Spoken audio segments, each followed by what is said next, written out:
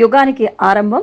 జడప్రాయమైన జగత్తులో చైతన్యాన్ని రగులుగొల్పి మానవాళిలో నూతన ఆశయాలను అంకురింపజేసే శుభదినం ఉగాది. తెలుగువారి తొలి పండుగ ఉగాది సందర్భంగా ప్రత్యేక కథనాన్ని వీక్షించండి. ఉగాదిని అచ్చ తెలుగులో సంవత్సరాది అంటారు. భారతీయ సంప్రదాయం ప్రకారం చైత్ర శుక్ల పాడ్యమి నాడే అనగా ఉగాది రోజున సృష్టి జరిగిందని పురాణాల్లో చెప్పబడింది. దీని ప్రకారం మార్చి 30వ తేదీన చైత్ర శుక్ల పాడ్యమి రోజున శ్రీ క్రోధినామ సంవత్సరం ముగిసి శ్రీ విశ్వావసు అడుగు పెట్టబోతున్నాం. శ్రీ విశ్వావసు అంటే విశ్వానికి సంబంధించింది. ఈ కాలంలో ఆదాయం పుష్కలంగా లభించే అవకాశం ఎక్కువగా ఉంటుంది. ఈ కొత్త ఏడాదిలో అనేక మందికి శుభ ఫలితాలు రానున్నాయి. ముఖ్యంగా వ్యాపారులకు మంచి లాభాలు వచ్చే అవకాశం ఉంది. మీ కుటుంబ జీవితంలోనూ సంతోషంగా ఉంటుంది. దేశాల మధ్య వైరం, యుద్ధ వాతావరణం నుంచి ఉపశమనం లభించే అవకాశాలు ఎక్కువగా ఉన్నాయని పండితులు చెబుతున్నారు. ఉగా అనగా నక్షత్ర గమనం, జన్మ, ఆయుష్ అని అర్థాలు. ప్రపంచం జన్మ ఆయుష్యులకు మొదటి రోజు కనుక ఉగాది అయింది. ఉత్తరాయణ, దక్షిణాయనములతో కూడిన యుగ ఆరంభమే ఉగాది అని కూడా పేర్కొంటారు. శ్రీరాముడు, విక్రమాదిత్యుడు, శాలివాహనుడు పట్టాభిషిక్తుడైన రోజు కూడా ఉగాది నాడేనని చెబుతారు. ఉగాది నాడు వరాహమిహిరుడు పంచాంగాన్ని ఛాతికి అంకితం చేశారని చెబుతారు. ఉగాదికి ఋతువులకు, వసంతాలకు గల అవినాభావ సంబంధం ఉంది. శిశిర ఋతువు ఆకురాలు కాలం. శిశిరం తర్వాత వసంతం వస్తుంది. చెట్లు చిగిర్చి ప్రకృతి శోభాయమానంగా ఉంటుంది. కోయిలలు కుహు కుహు అని పాడతాయి. ఉగాది రోజున నూతన పనులు ప్రారంభించడం శుభకరమని నమ్ముతారు. జీవితంలో సుఖదుఖాలకు సూచకంగా ఈ రోజున షడ్రుచుల సమ్మేళనం, తీపి, పులుపు, ఉప్పు, కారం, చేదు, వగరు అనే 6 రుచులు కలిసిన ఉగాది పచ్చడి తెలుగు వారికి ప్రత్యేకం. సంవత్సరం పొడుగునా ఎదురయ్యే మంచి చెడులను, కష్ట సుఖాలను సంయమనంతో స్వీకరించాలన్న సందేశాన్ని ఉగాది పచ్చడి మనకు తెలియజేస్తుంది. తెలుగు రాష్ట్రాల్లో ఉగాది రోజున పంచాంగ శ్రవణం ఆనవాయితీగా వస్తోంది. ఆ సంవత్సరంలోని గ్రహగతుల ఆధారంగా మంచి చెడులను, రాశి ఫలాలను, ఆదాయ వ్యయాలను స్థూలంగా తమ భావి జీవితం గురించి తెలుసుకుని దానికి అనుగుణమైన నిర్ణయాలు తీసుకోవడానికి ఆసక్తి చూపిస్తారు. ఉగాదిని రైతు పండుగగా పేర్కొంటారు. అందుకే ఆ రోజున రైతులను ప్రత్యేకంగా గౌరవిస్తారు. ఈ పండుగను ద్రావిడ భాషలు మాట్లాడే ప్రజలు మరాఠీ ప్రాంతానికి వ్యాప్తి చేస్తారు. అక్కడ ఈ పండుగ గుడి పడ్వాగా పేరు పొందింది. ఈ ఉగాది ముఖ్యంగా ఆంధ్రప్రదేశ్, తెలంగాణ, కర్ణాటక, మహారాష్ట్ర తదితర ప్రాంతాల్లో విశేషంగా జరుపుకుంటారు. ఆంధ్ర, కర్ణాటకల్లో ఉగాదిగా పేరుతో పిలుస్తారు. తమిళులు పుత్తాండు అనే పేరుతో, మలయాళీలు విషు అనే పేరుతోనూ, సిక్కులు వైశాఖి గాను, బెంగాలీలు పోయిలా బైసాఖ్ గాను జరుపుకుంటారు. మరోవైపు ప్రతి ఏటా జరుపుకునే ఉగాదికి వివిధ పేర్లు ఎందుకు వచ్చాయన్నది ఆసక్తిదాయకం. కొంతమంది నారదుడి సంతానం పేర్లే వీటికి పెట్టారని చెప్తారు. కొంతమంది దక్ష ప్రజాపతి కుమార్తె అయిన దాక్షాయిని, మరికొంతమంది దక్ష ప్రజాపతి కుమార్తెల పేర్లే ఉగాదికి పెట్టారన్న పురాణ ఇతిహాసాల్లో పేర్కొన్నారు. శ్రీకృష్ణుడి భార్యల్లో సందీపని అనే రాజకుమారికి 60 మంది సంతానం ఉన్నారని, వారి పేర్లే తెలుగు సంవత్సరాలకు పెట్టారన్న కథనం కూడా ప్రచారం ఉంది. ఉగాది సంవత్సరాల పేర్లపై ఎన్ని కథనాలు ప్రచారంలో ఉన్నా పండుగను మాత్రం ప్రజలు ఆనందోత్సాహాలతో జరుపుకోవడం ఆనవాయితీగా వస్తోంది.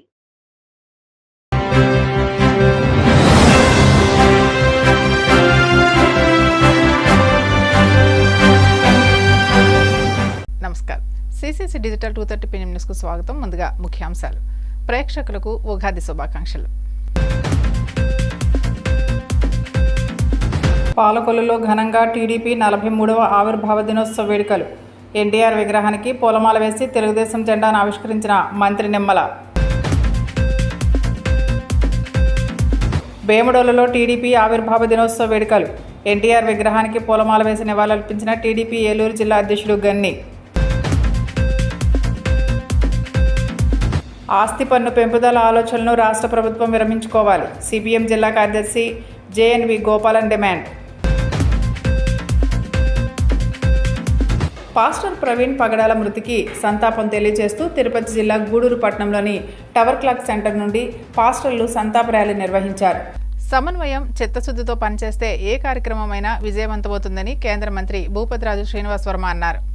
సమన్వయం చిత్తశుద్ధితో పనిచేస్తే ఏ కార్యక్రమమైనా విజయవంతమవుతుందని కేంద్ర మంత్రి భూపతిరాజు శ్రీనివాస్ వర్మ అన్నారు. పశ్చిమ గోదావరి జిల్లా భీమవరంలోని విష్ణు ఇంజనీరింగ్ కళాశాల ఆడిటోరియంలో జిల్లా అభివృద్ధి సమన్వయ పర్యవేక్షణ సమావేశంలో అధికారులతో ఆయన సమీక్షించారు. సమీక్షా సమావేశాలకు కొంతమంది జిల్లా అధికారులు హాజరు కాకపోవడం, కింది స్థాయి అధికారులను పంపడంపై కేంద్ర మంత్రి అసహనం వ్యక్తం చేశారు. ప్రభుత్వ పథకాల అమలు తీరుపై సమీక్షించే సమావేశాలకు జిల్లా స్థాయి హాజరు కాలేని పక్షంలో కలెక్టర్ అనుమతి తీసుకోవాలన్నారు. అధికారులు ఇష్టానుసారం నిర్ణయాలు తీసుకోకుండా ప్రోటోకాల్ ప్రకారం నిబంధన మేరకు పనిచేయాలన్నారు. గృహ నిర్మాణ శాఖ, ఆర్డబ్ల్యూఎస్, పంచాయతీరాజ్ శాఖల ద్వారా చేపట్టిన పనుల ప్రగతి గురించి, ఖర్చుల వివరాలపై కలెక్టర్ చెదలవాడ నాగరాణి అధికారుల వివరణ కోరారు. ఈ కార్యక్రమంలో Achanta MLA Pithani Satyanarayana, DRO Venkateswarlu, RDO Praveen Kumar Reddy, వ్యవసాయ శాఖ అధికారి వెంకటేశ్వరరావు, వివిధ శాఖల అధికారులు పాల్గొన్నారు. కేంద్ర ప్రభుత్వం ఏర్పాటు చేసినటువంటి డిస్ట్రిక్ట్ డెవలప్మెంట్ కోఆర్డినేషన్ కమిటీ ఏదైతే ఉందో and monitoring committee, Disha committee సమావేశం ఈరోజు ఇక్కడ జరగడం జరిగింది. దాదాపు జిల్లాకు సంబంధించి 35 శాఖలకు సంబంధించి అధికారులు సమావేశాలకు హాజరు కావడం జరిగింది. జిల్లాలో దాదాపు 90-91 కేంద్ర ప్రభుత్వ కార్యక్రమాలు అమలవుతూ ఉన్నాయి. దాదాపు 35 ప్రభుత్వ శాఖలకు సంబంధించినటువంటి పథకాలు, వీటిని త్వరితగతిన పూర్తి చేయాలి అనేటువంటి ఒక ఆలోచనతో కేంద్ర ప్రభుత్వం ఏర్పాటు చేసినటువంటి రాజ్యాంగపరమైనటువంటి కమిటీ సంవత్సరానికి 4 సార్లు సమావేశం కావాలనేటువంటి విషయాన్ని కూడా కేంద్ర ప్రభుత్వం చెప్పడం జరిగింది. దీనికి స్థానికంగా ఉండేటువంటి పార్లమెంట్ సభ్యుడు, లోక్సభ సభ్యుడు అధ్యక్షుడు ఉంటారు, కలెక్టర్ గారు మెంబర్ సెక్రటరీలు ఉంటారు, ప్రజాప్రతినిధులు, ఎమ్మెల్యేలు, ఎంపీపీలు, జడ్పీ చైర్మన్లు అందరూ కూడా సభ్యులు ఉంటారు. అందరం కలిసి రాబోయేటువంటి ఏప్రిల్ నెలలో కూడా మరొక సమావేశం పెట్టుకుని చాలామంది అధికారుల నుంచి వివరాలు తీసుకోవడం జరిగింది. ఎక్కడెక్కడ ల్యాప్సెస్ ఉన్నాయి, ఎక్కడెక్కడ ఇబ్బందులు ఉన్నాయనే విషయాన్ని, వాటిని అన్నింటినీ కూడా అధిగమించి రాబోయేటువంటి రోజుల్లో కేంద్ర ప్రభుత్వ పథకాలు అయితే 90 వరకు ఉన్నాయి, 99 వరకు వాటిని అన్నింటినీ ముందుకు తీసుకెళ్తామని ఈ సందర్భంగా తెలియజేస్తున్నాం.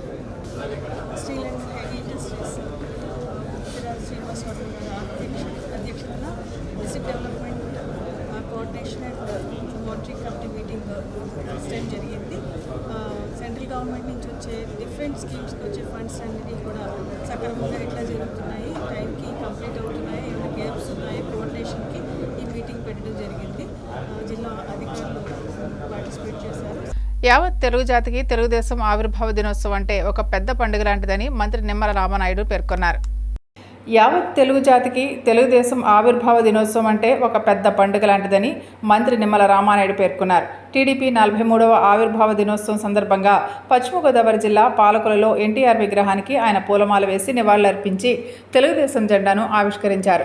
అనంతరం ప్రభుత్వ ఆసుపత్రిలో వైద్య సిబ్బందికి, రోగులకు పళ్ళు, బ్రెడ్ను అందించారు. ఈ సందర్భంగా మంత్రి నిమ్మల మాట్లాడుతూ సంక్షేమాన్ని ఆంధ్రప్రదేశ్ రాష్ట్రానికే కాక యావత్ భారతదేశానికి పరిచయం చేసిన వ్యక్తి అన్న ఎన్టీ రామారావు అని కొనియాడారు.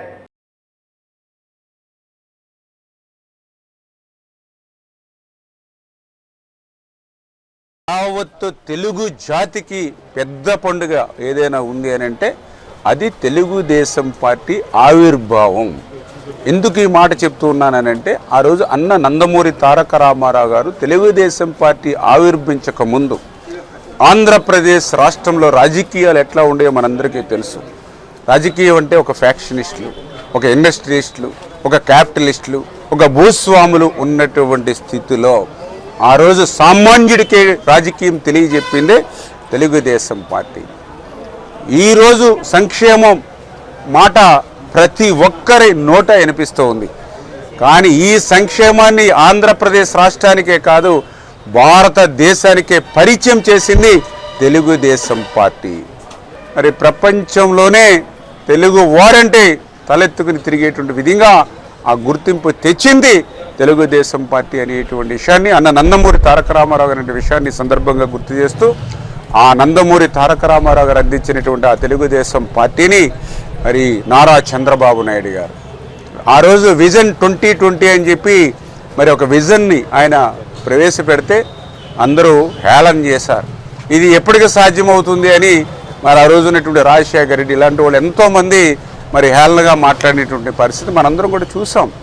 కానీ ఏదైతే ఆ రోజు చంద్రబాబు నాయుడు గారు తీసుకొచ్చిన విజనే ఈవేళ ఒక సైబరాబాద్ను సృష్టించింది ఆ రోజు. మరి ఈవేళ ఒక సాఫ్ట్వేర్ అంటే ఒక చెన్నై, బెంగళూరు, పూణే కాదు, హైదరాబాద్ అని మరి ఒక సైబరాబాదే ఆ విజన్లో చంద్రబాబు నాయుడు గారు ఇచ్చిందే ఈవేళ ఉపయోగపడుతుంది. అన్నిటికీ మించి నిన్నగాక మొన్న మీరు పేపర్లో కూడా చూశారు, ఏదైతే సిపిఐ శాసనసభ్యుడు సాక్షాత్తు మాట్లాడుతూ ఆ రోజు మరి చంద్రబాబు నాయుడు గారు ఏ ఇజము లేదు, ఉన్నదల్లా ఏదైతే పబ్లిక్ అనేటువంటి విషయం చెప్తే ఏ ఇజం లేదంటే మాకు కూడా కోపం వచ్చేది. అంటే ఆ రోజు కమ్యూనిజం లేదు, లేకపోతే ఆ ఇజం లేదని ఆయన చెప్తే కోపం వచ్చేది. ఇప్పుడు వాస్తవం ఆయన టూరిజము ఆమె ఒక ఇజం అని చెప్పాడు. ఇప్పుడు నిజంగా పెట్టుబడి పెట్టక్కర లేకుండా తక్కువ పెట్టుబడితో ఎక్కువ ఫలితాలు వస్తున్న టూరిజం తోటి చంద్రబాబు నాయుడు గారే కరెక్ట్ అని నిన్నటికి నిన్న కూడా మరి తెలంగాణ సిపిఐ ఎమ్మెల్యే మరి చంద్రబాబు నాయుడు గారి విజన్ గురించి దినోత్సవం 43 సంవత్సరాలు పూర్తయిన సందర్భంలో తెలుగువారు అందరూ కూడా పెద్ద ఎత్తున ఇవాళ ఒక పండగ చేసుకుంటున్న సందర్భం ఇది. మరి అన్న ఎన్టీఆర్ గారు పార్టీ స్థాపించి అనేక విప్లవాత్మకమైన మార్పులు తీసుకురావడం, ఈ తెలుగువారికి అంతకుముందు మద్రాసి వాలీగా పేరున్నట్టు మనకి తెలుగువారిగా గుర్తింపు తెచ్చినటువంటి మహానుభావుడు ఎన్టీఆర్ గారు మరి పరిపాలనలో అనేక సంస్కరణలు తీసుకొచ్చి ఈవేళ మండల వ్యవస్థని ప్రజలకు అతి దగ్గర వ్యవస్థలో తీసుకురావడం వల్ల ఈవేళ ప్రజలు దగ్గరలో ఎంఆర్ఓ ఆఫీసు, ఎండిఓ ఆఫీసు ఉండడం కానీ ఈ రకంగా పరిపాలన చేయడం వల్ల ప్రజలకు సులువైన పాలన అందింది. పూర్వం ఎక్కడో నర్సాపురం తాలూకాకెళ్ళి సంతకాలు పెట్టించుకోవాల్సిన పరిస్థితి, తహసీల్దార్ సంతకం కావాలంటే ఈవేళ దగ్గరలోనే ఈ వ్యవస్థలన్నీ కూడా తీసుకొచ్చారు.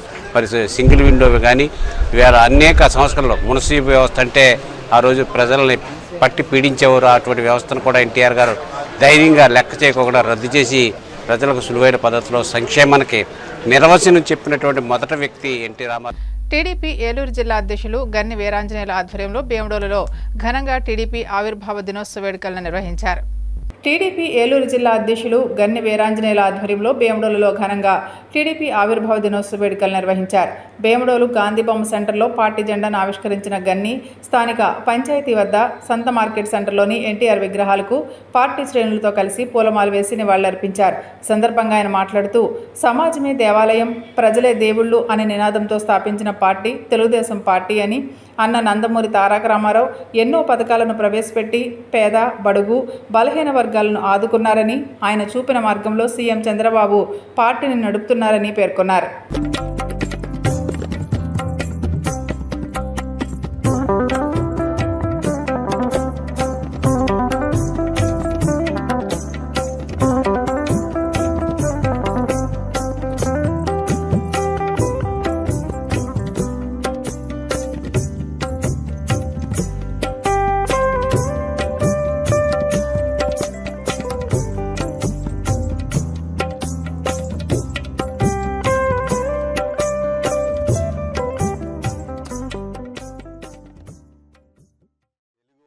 ఆత్మగౌరవం ఢిల్లీ నడివీధుల్లో తాకట్టు పెడుతున్నటువంటి సందర్భంలో, ఢిల్లీలో తెలుగు వారికి ఎక్కడా కూడా గౌరవం లేనటువంటి సందర్భంలో మహానుభావుడు మన తెలుగుదేశం పార్టీ కుటుంబ సభ్యులందరికీ కూడా దైవ సమానమైనటువంటి ఎన్టీ రామారావు గారి ఆధ్వర్యంలో సమాజమే దేవాలయం, ప్రజలే దేవుళ్ళు అనే నానుడితో తెలుగుదేశం పార్టీ స్థాపించి 43 సంవత్సరాలు దాటి 44వ సంవత్సరంలో ప్రవేశపెడుతున్నటువంటి సందర్భంలో భీమడోలు గ్రామంలో అన్న ఎన్టీఆర్ గారి యొక్క విగ్రహానికి పూలమాలలు వేసి, అలాగే మరి తెలుగుదేశం పార్టీ జెండా ఆవిష్కరణ చేసుకుని ఆ మహానుభావుడు కలలు కన్నటువంటి సమాజ స్థాపన కోసం తెలుగుదేశం పార్టీ అంతా కూడా నారా చంద్రబాబు నాయుడు గారు ముఖ్యమంత్రి గారి యొక్క ఆధ్వర్యంలో ఎన్టీ రామారావు గారు ఏదైతే కలలు కన్న సమాజ స్థాపన కోసం తెలుగుదేశం పార్టీ కుటుంబ సభ్యులందరూ కూడా కలిసికట్టుగా పనిచేయాలని ప్రతిజ్ఞ చేద్దామని చెప్పి మీ అందరికీ కూడా తెలియజేసుకుంటూ, మరి ఎన్టీ రామారావు గారు పార్టీ పెట్టినప్పుడు సందర్భం కాబట్టి చెప్పాల్సి వస్తుంది. ఆయన చేసినటువంటి పెను మార్పులు ఈ సమాజంలో, ముఖ్యంగా ఆ రోజుల్లో కిలో 2 రూపాయల బియ్యం పథకం కానీ, అలాగే మరి పట్వారీ వ్యవస్థ రద్దు కానీ, స్థానిక సంస్థల్లో రిజర్వేషన్లు కానీ, మహిళలకు ఆస్తుల సమాన హక్కు కానీ, అనేక రకాలైనటువంటి చారిత్రాత్మకమైనటువంటి నిర్ణయాలు తీసుకున్నటువంటి మహానుభావుడు ఎన్టీ రామారావు గారి యొక్క నాయకత్వంలో ఈ రోజు అదే బాటలో కొనసాగిస్తూ చంద్రబాబు నాయుడు గారు ఎన్టీ రామారావు గారు కలలు కన్న సమాజ స్థాపన కోసం ఆయన చేసేటువంటి కృషిని ఒక్కసారి మనం అంతా కూడా మననం చేసుకొని ఎన్టీఆర్ యొక్క ఆశయ సాధన కోసం మనం అంతా కృషి చేద్దాం. ఈ తెలుగుదేశం పార్టీ మా అందరికీ కూడా గర్వకారణం ఏంటంటే తెలుగుదేశం పార్టీ ఉన్న కుటుంబ సభ్యులు ఎవరు కూడా పార్టీ కమిట్మెంట్ కానీ పార్టీకి నిబద్ధతో పనిచేయటం కానీ తెలుగుదేశం పార్టీకి మరి కార్యకర్త తర్వాత ఎవరైనా ఈ భారతదేశంలో అన్న ఎన్టీఆర్ యొక్క ఆశయ సాధన మనం అందరూ కూడా మన్నం చేసుకుని ఆయన బాటలోనే పయనిద్దాం, చంద్రబాబు నాయుడు గారి నాయకత్వాన్ని బలపడదాం అనే విధంగా మనం అందరం కూడా ముందుకెళ్లాలని తెలుగుదేశం పార్టీ కుటుంబ సభ్యులందరూ కూడా విజ్ఞప్తి చేస్తూ జోహార్ ఎన్టీఆర్. ఏప్రిల్ నుంచి పెంపుదల చేయాలనుకునే ఆస్తి పన్ను ఆలోచన విరమించుకోవాలని సిపిఎం జిల్లా కార్యదర్శి జేఎన్వి గోపాలన్ డిమాండ్ చేశారు. ఏప్రిల్ నుంచి పెంపుదల చేయాలనుకునే ఆస్తి పన్ను ఆలోచనలు విరమించుకోవాలని సిపిఎం జిల్లా కార్యదర్శి జేఎన్వి గోపాలన్ డిమాండ్ చేశారు. పశ్చిమ గోదావరి జిల్లా భీమవరంలో ఆయన మీడియాతో మాట్లాడుతూ గత ప్రభుత్వం 2020లో కేంద్ర ప్రభుత్వ ఒత్తిడికి లొంగి ఆస్తి విలువ ఆధారంగా పన్నును వసూలు చేశారని తెలిపారు. గత ప్రభుత్వ కాలంలో రాష్ట్రంలోని మున్సిపల్ చట్టాలకు సవరణలు చేసి తీసుకొచ్చిన చట్టాన్ని రద్దు చేయాలని కోరుతూ జిల్లా రాష్ట్ర వ్యాప్తంగా ఆందోళన నిర్వహించామని గుర్తు చేశారు. అధికారంలోకి వస్తే ఆస్తి పన్నును సమీక్షిస్తామని టీడీపీ హామీ ఇచ్చిందని తెలిపారు. ఆనాడు వ్యతిరేకించి అధికారంలోకి వచ్చిన తర్వాత అదే విధానాన్ని అమలు జరపడం ప్రజలను మోసం చేయడమే అని ఆయన దుయ్యబట్టారు. ప్రతి సంవత్సరం కూడా ఆస్తి విలువ ఆధారంగా పన్నుని వేస్తూ ఉన్నారు. అయితే ఇప్పుడు కొత్త ప్రభుత్వం అధికారంలోకి వచ్చింది కాబట్టి ఇప్పుడు 2025 ఏప్రిల్ నుండి వసూలు చేసే ఏదైతే ఆస్తి పన్ను ఉందో ఆస్తి పన్నుని పెంపుదల లేకుండా కొనసాగించాలని చెప్పేసి ప్రభుత్వాన్ని కోరుతా ఉన్నాం. దాంతోపాటుగా ప్రభుత్వం ఉన్న జీవో నెంబర్ 46 విడుదల చేసింది. మున్సిపాలిటీల్లో ఏదైతే ఆస్తి పన్ను ఉందో ఈ ఆస్తి పన్ను 50% తగ్గింపు చేస్తున్నట్టుగా ప్రకటన చేసింది. వాస్తవంగా దానికి సమయం 5 రోజులే ఉంది. అంటే 31 తారీఖు లోపల దాన్ని చెల్లించుకోవాలి.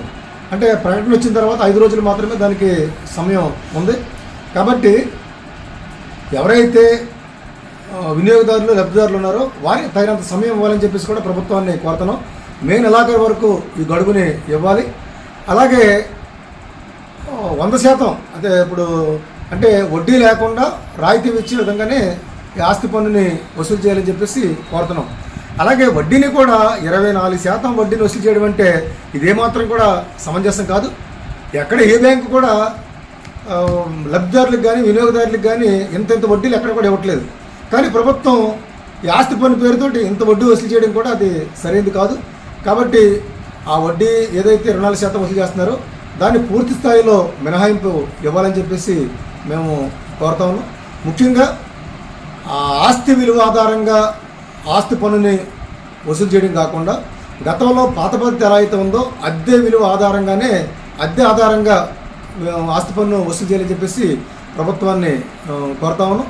ఇప్పటికే వివిధ రకాల భారాలతోటి ప్రజలు ఇబ్బంది పడుతున్నారు. అది విద్యుత్ భారం కావచ్చు, అలాగే పెట్రోల్ డీజిల్ భారం కావచ్చు, నిత్యావసర సరుకుల భారం కావచ్చు, విద్యా వైద్యం భారం కావచ్చు. ఈ రకంగా అనేక భారాలతోటి ప్రజలు ఇబ్బంది పడుతున్నారు. మరలా ఈ ఆస్తి పన్ను ఈ రకంగా పెంచుకుంటా పోతే అది సరైనది కాదు. పాస్టర్ ప్రవీణ్ పగడాల మృతికి సంతాపం తెలియజేస్తూ తిరుపతి జిల్లా గూడూరు పట్టణంలోని టవర్ క్లాక్ సెంటర్ నుండి పాస్టర్లు సంతాప శాంతి ర్యాలీ నిర్వహించారు. పాస్టర్ ప్రవీణ్ పగడాల మృతికి సంతాపం తెలియజేస్తూ తిరుపతి జిల్లా గూడూరు పట్టణంలోని టవర్ క్లాక్ సెంటర్ నుండి పాస్టర్లు సంతాప ర్యాలీ నిర్వహించారు. ఈ సందర్భంగా నిర్వాహకులు రవికుమార్ మాట్లాడుతూ ప్రవీణ్ పగడాల మృతి బాధాకరమని, వారి కుటుంబానికి ప్రభువు మనోధైర్యం ఇవ్వాలని కోరుకుంటూ సంతాప శాంతి ర్యాలీ చేస్తున్నామని వెల్లడించారు. ఈ కార్యక్రమంలో పాస్టర్లు, మహిళా సమాజం సభ్యులు పాల్గొన్నారు.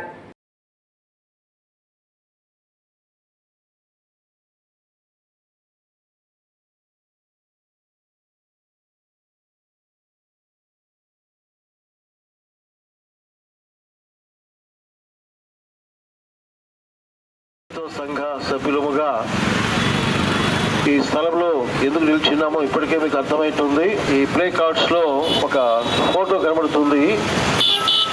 వారు ప్రవీణ్ పగడాల గారు ఈ వారం 25వ తారీఖున వారు ఆకస్మికంగా మరణించారు. చాలా గొప్ప వ్యక్తి. అనేకమైనటువంటి పరిస్థితులు, కారణాలు గురించి దైవ సేవకులు, ప్రభుత్వ వారు, నాయకులు ఆలోచిస్తున్నారు. అయితే మేము ఇక్కడ రావడం గల ముఖ్య ఉద్దేశం ఏంటంటే శాంతియుతమైనటువంటి పరిస్థితులు మన మధ్యలో ఉండాలి అని తెలియపరుస్తూ ప్రవీణ్ పగడాల గారు విడిచిపెట్టి వెళ్ళిన కుటుంబం మీకు ఆదరణ కొరకు ప్రార్థిస్తూ గూడూరు సంఘాల తరపున వారికి ప్రగాఢమైనటువంటి సంతాపాలు తెలియపరచడానికి మేము ఇక్కడ వచ్చాం. మొదటిగా ఈ సమయంలో మరి కొద్దిమంది మాట్లాడతారు క్లుప్తంగా. మొదటిగా మరి ఈ యొక్క అసోసియేషన్ నాయకులు ఉన్నటువంటి వి ప్రభుదాస్ గారు కొన్ని మాటలు క్లుప్తంగా మనకు వివరిస్తారు. పశ్చిమ గోదావరి జిల్లా నరసాపురం మాజీ ఎమ్మెల్యే బండారు మాధవనాయుడు కార్యాలయంలో టీడీపీ ఆవిర్భావ దినోత్సవ వేడుకలు ఘనంగా నిర్వహించారు. పశ్చిమ గోదావరి జిల్లా నరసాపురం మాజీ ఎమ్మెల్యే బండారు మాధవనాయుడు కార్యాలయంలో టీడీపీ ఆవిర్భావ దినోత్సవ వేడుకలు ఘనంగా నిర్వహించారు. ఈ సందర్భంగా ఆయన మాట్లాడుతూ స్వర్గీయ నందమూరి తారక రామారావు స్థాపించిన తెలుగుదేశం పార్టీ తెలుగువాడి ఆత్మగౌరవ నినాదమన్నారు. సంక్షేమానికి సిసలైన నిర్వచనం, అభివృద్ధికి ప్రతిరూపం తెలుగుదేశం పార్టీ అని కొనియాడారు. తెలుగు జాతికి పేరు ప్రఖ్యాతులు తీసుకొచ్చిన నాయకుడు స్వర్గీయ నందమూరి తారక రామారావు అని పేర్కొన్నారు. ఈ కార్యక్రమంలో మొగల్తూరు, నరసాపురం తెలుగుదేశం నాయకులు, కార్యకర్తలు పాల్గొన్నారు.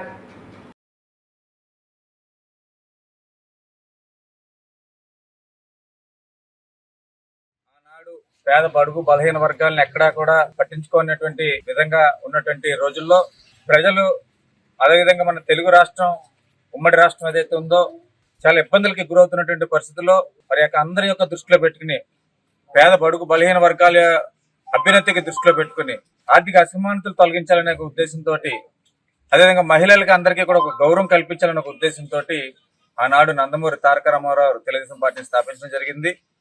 అప్పటి నుంచి కూడా మీరు చూస్తే కనుక మన ఆంధ్ర రాష్ట్రంలో, ఒక ఉమ్మడి ఆంధ్రప్రదేశ్ లో అనూహ్యమైనటువంటి మార్పులు కూడా చేయటం జరిగింది. ఏదైతే అతి సామాన్యుడు కూడా ఉన్నతమైనటువంటి స్థానాల్లో అటు రాజకీయంగా ఉండి, అదే ఉద్యోగ పరంగా ఉండి, వ్యాపార పరంగా ఉండి, సామాన్యులు కూడా ముందుకెళ్లేటువంటి పరిస్థితి, మహిళలు కూడా ముందుకెళ్లేటువంటి పరిస్థితి, మహిళలకి ఏదైతే ఆస్తుల్లో కూడా సమాన హక్కు కల్పించినటువంటి మొట్టమొదటి వ్యక్తి మన నందమూరి తారక రామారావు. అది భారతదేశంలోనే ఒక చరిత్ర సృష్టించడం జరిగింది. ఈ విధంగా తెలుగు రాష్ట్రాన్ని పటిష్టపరచడంలో మన నందమూరి తారక రామారావు నాయకత్వంలో ముందుంటే కాకుండా, అటు ఢిల్లీ లెవెల్లో మన తెలుగు ప్రజల యొక్క నాడి వినిపించే విధంగా, మనకి అందరికీ కూడా ఒక గౌరవం కల్పించే విధంగా తెలుగు ప్రజలందరికీ కూడా ఆనాడు నందమూరి తారక రామారావు మనందరికీ కూడా మంచి పేరు తీసుకోవడం జరిగింది. ఆ తర్వాత చూస్తే కనుక మన నారా చంద్రబాబు నాయుడు నాయకత్వంలో కూడా తెలుగుదేశం పార్టీని మరింత పటిష్టపరిచే విధంగా, ఒక ఆర్గనైజేషన్ పరంగా ఉండి, అన్ని రకాలుగా కూడా ఒక రీజనల్ పార్టీ ఏదైతే ఉందో, మన భారతదేశంలోనే కాదు యావత్ ప్రపంచంలోనే ఏదైనా రీజనల్ పార్టీస్ ఇంత పటిష్టంగా ఉన్నాయంటే అది ఒక్క మన తెలుగుదేశం పార్టీకి ఘనత దక్కిందంటానికి ఏ విధమైన సందేహం లేదు. అందులో మన నారా చంద్రబాబు నాయుడు గారు చాలా కీలకమైనటువంటి పాత్ర. ఆయన అహర్నిశలో కూడా ఈ యొక్క పార్టీ కోసం నుండి, మన రాష్ట్రం కోసం నుండి ఆయన శ్రమించడమే కాకుండా ఆయన ఒక గాడిలో పెట్టే విధంగా మన ఆంధ్ర రాష్ట్రాన్ని ఆయన వాళ్ళు ముందుకెళ్తా ఉన్నారు. వీళ్ళు మీరు చూస్తే కనుక చరిత్రలో ఎక్కడా లేని విధంగా అత్యధికంగా పార్టీ సభ్యత్వాలు ఉన్నాయంటే అది ఒక్క తెలుగుదేశం పార్టీకే ఇటువంటి ఘనత దక్కుతున్న విషయం కూడా తెలియపరుస్తున్నా. వేళ గత ప్రభుత్వం ఏదైతే వైసీపీ ప్రభుత్వంలో వేళ మన ఆంధ్ర రాష్ట్రం గాడి తప్పిందో, వెనకబడిపోయామో, దాన్ని మళ్లీ గాలిలో పెట్టడానికి వేళ ఆంధ్ర రాష్ట్ర ప్రజలందరూ కూడా మూకుమ్మడిగా ఒక కూటమి పరిపాలన తీసుకోవడం జరిగింది. అందులో మన చంద్రబాబు నాయుడు నాయకత్వంలో మనం ముందుకెళ్తున్నాం. ఖచ్చితంగా ఈ యొక్క వచ్చినటువంటి 10 నెలల్లోనే అనూహ్యమైనటువంటి మార్పులు ఆయన తీసుకొచ్చారు. ఇప్పుడే రాష్ట్రాన్ని గాడిలో పెడుతూ, అదే రాబోయేటువంటి 4 సంవత్సరాల్లో కూడా ఖచ్చితంగా మన ఆంధ్ర రాష్ట్రం వేళ మన భారతదేశంలోనే ఒక మంచి రాష్ట్రంగా, అభివృద్ధి చెందినటువంటి రాష్ట్రంగా చంద్రబాబు నాయుడు నాయకత్వం ఉంటుందని చెప్పేసి వార్తలు ముగించే ముందు ముఖ్యాంశాలు మరోసారి. పాలకొల్లులో ఘనంగా టీడీపీ 43వ ఆవిర్భావ దినోత్సవ వేడుకలు. ఎన్టీఆర్ విగ్రహానికి పూలమాల వేసి తెలుగుదేశం జెండాను ఆవిష్కరించిన మంత్రి నిమ్మల. వేముడోలులో టీడీపీ ఆవిర్భావ దినోత్సవ వేడుకలు. ఎన్టీఆర్ విగ్రహానికి పూలమాల వేసి నివాళులర్పించిన టీడీపీ ఏలూరు జిల్లా అధ్యక్షుడు గన్ని. ఆస్తి పన్ను పెంపుదల ఆలోచనలను రాష్ట్ర ప్రభుత్వం విరమించుకోవాలి. సిపిఎం జిల్లా కార్యదర్శి JNV Gopalan demand. Pastor Praveen Pagadala మృతికి సంతాపం తెలియజేస్తూ తిరుపతి జిల్లా గూడూరు పట్టణంలోని టవర్ క్లాక్ సెంటర్ నుండి పాస్టర్లు సంతాప ర్యాలీ నిర్వహించారు. సమాప్తం. నమస్కారం.